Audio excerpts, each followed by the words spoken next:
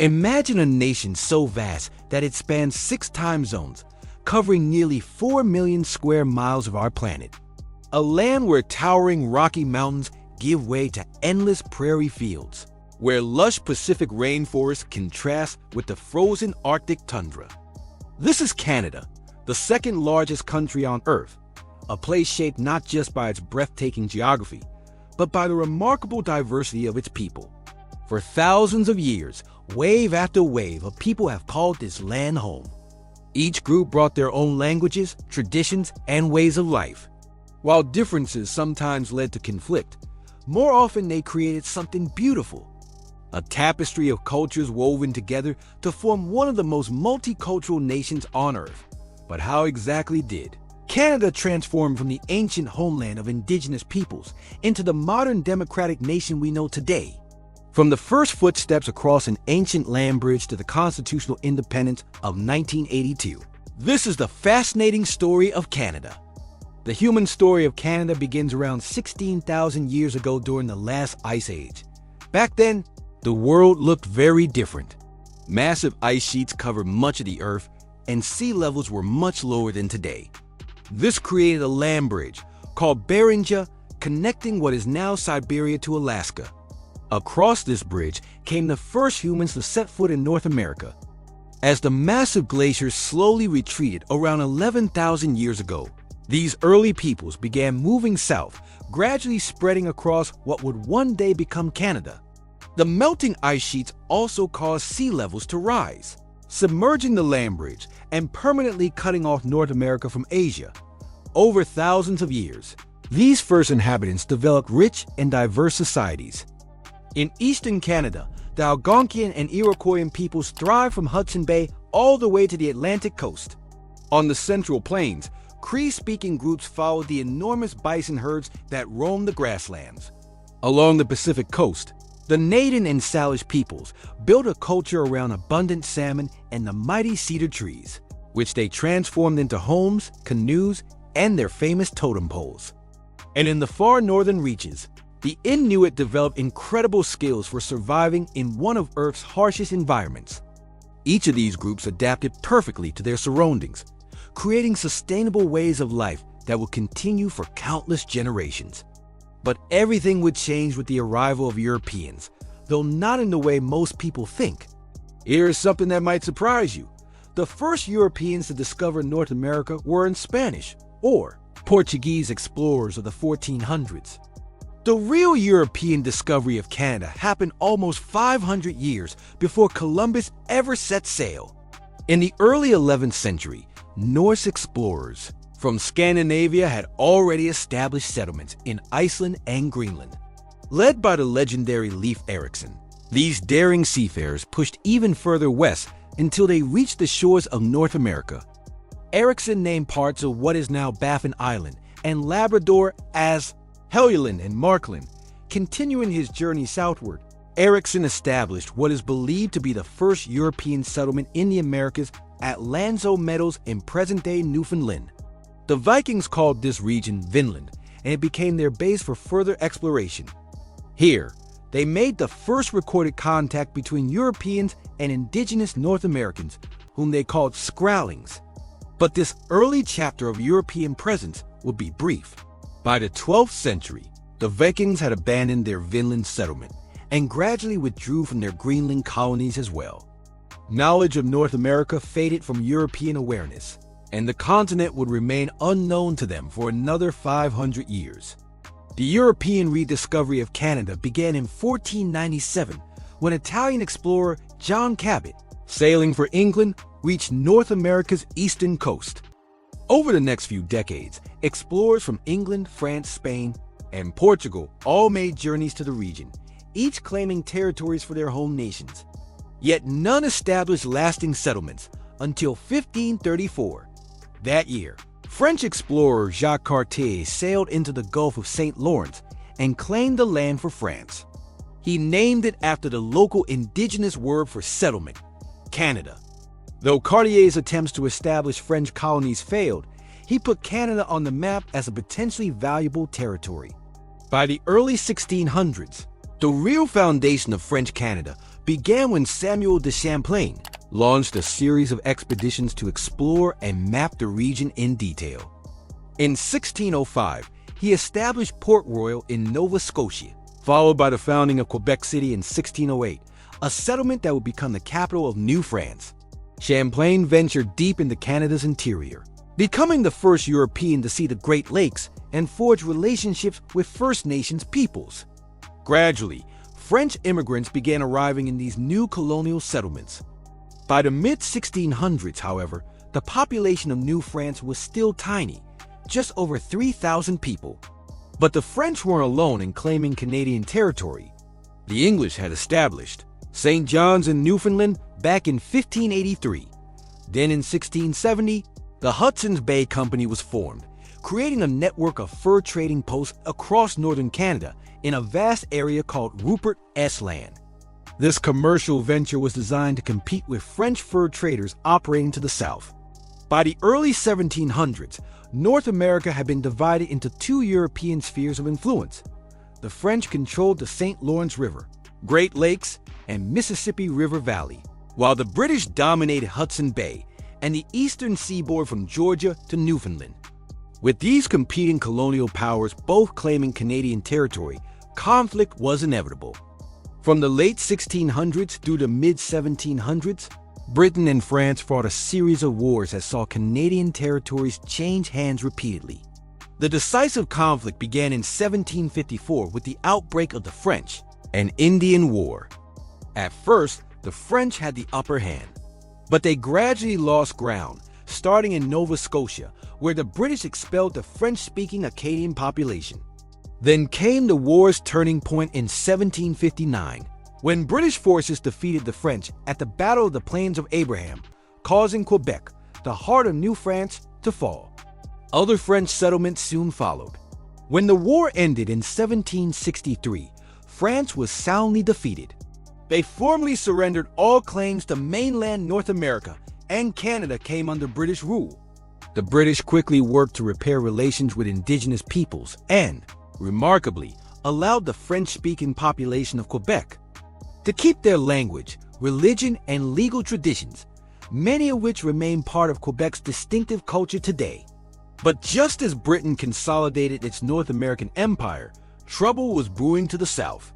The American colonies were growing increasingly frustrated with British rule, with complaints about taxation and political representation. These grievances eventually erupted into the American Revolutionary War. While some Canadians sympathized with the American revolutionaries, most remained loyal to Britain. In 1775, American forces unsuccessfully attempted to invade Quebec. For the remainder of the war, Canada served as a base for British military operations. The American Revolution ended in 1783 with the creation of the independent United States. New borders were established between the U.S. and what remained of British North America, largely following the St. Lawrence River, the Great Lakes, and the 45th and 49th parallels. As British troops evacuated American territory, thousands of American loyalists, people who remained faithful to the British Crown, also fled northward. Many settled in Nova Scotia, while others helped establish the new colony of New Brunswick. Some moved to Quebec, which in 1791 was divided into predominantly French-speaking Lower Canada and English-speaking Upper Canada, with its capital at York, now Toronto. Meanwhile, on the Pacific coast, Britain was working to claim what would later become Western Canada. Although Spanish explorers had visited the region in the 1770s, they failed to establish lasting settlements. Captain James Cook visited Vancouver Island in 1778, establishing trade with local First Nations and initiating what became known as the China trade across the Pacific Ocean. Further explorations by George Vancouver and Alexander Mackenzie helped secure British control of the Pacific Northwest, though disputes with American fur traders will continue for decades. As the 19th century began, relations between Britain and the United States grew tense. Territorial disputes and trade issues with Napoleonic France caused friction. When the Royal Navy began forcibly recruiting American sailors, claiming they were British deserters, the Americans had enough. In 1812, the United States invaded British Canada. The War of 1812 lasted nearly 3 years and featured back-and-forth invasions by both sides, but ended with no significant territorial changes. To repair relations, both nations agreed to demilitarize their shared border, creating what remains today the world's longest undefended international boundary. Despite this peace agreement, anti-American sentiment lingered among many Canadian loyalists and colonial elites. This would have dramatic consequences years later when frustration over undemocratic colonial rule inspired some Canadians to revolt. The rebellions of 1837 to 1838 saw widespread unrest across both Upper and Lower Canada, though government forces quickly suppressed these uprisings. In the aftermath, Lord Durham's famous report blamed the rebellions on the lack of democratic governance and recommended giving Canadians more say in their government. In 1840, Upper and Lower Canada were merged into a single colony, the United Province of Canada, a critical step towards self-governance. By the mid-1800s, Canada was beginning to take its modern shape. The Oregon Treaty of 1846 resolved border disputes with the United States in the Pacific Northwest. Yet Canada remained a patchwork of separate colonies rather than a unified nation. That changed in the 1860s when discussions began about uniting these colonies. On July 1, 1867, now celebrated as Canada Day, the Dominion of Canada was formed as a self-governing entity within the British Empire, with Ottawa as its capital.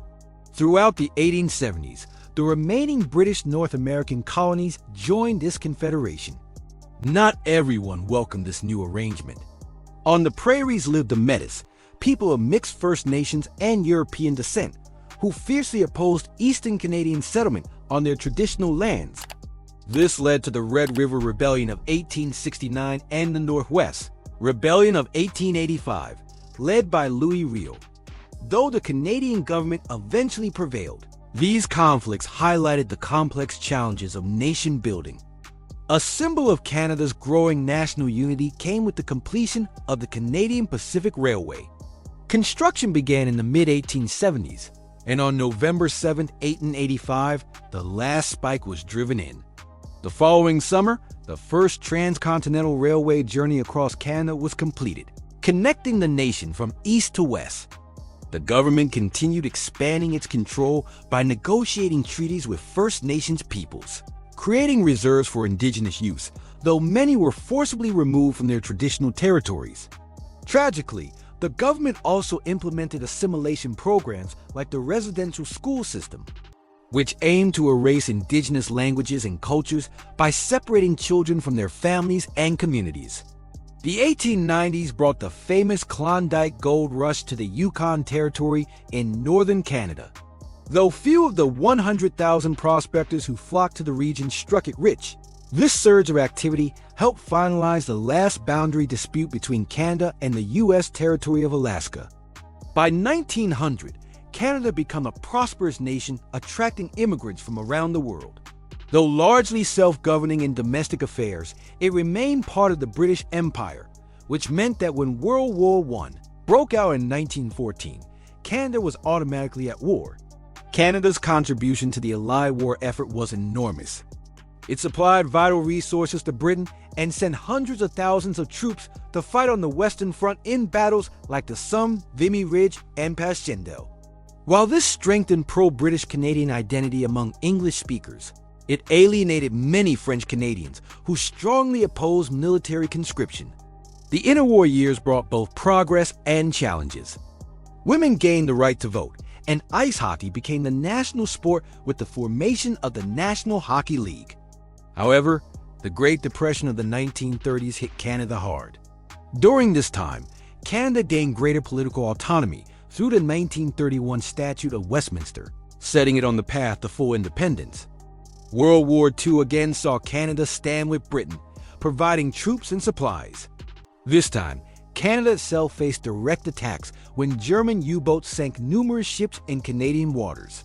Britain even relocated some of its gold reserves to Canada for safekeeping in what was called Operation Fish, the largest transfer of wealth in history up to that point.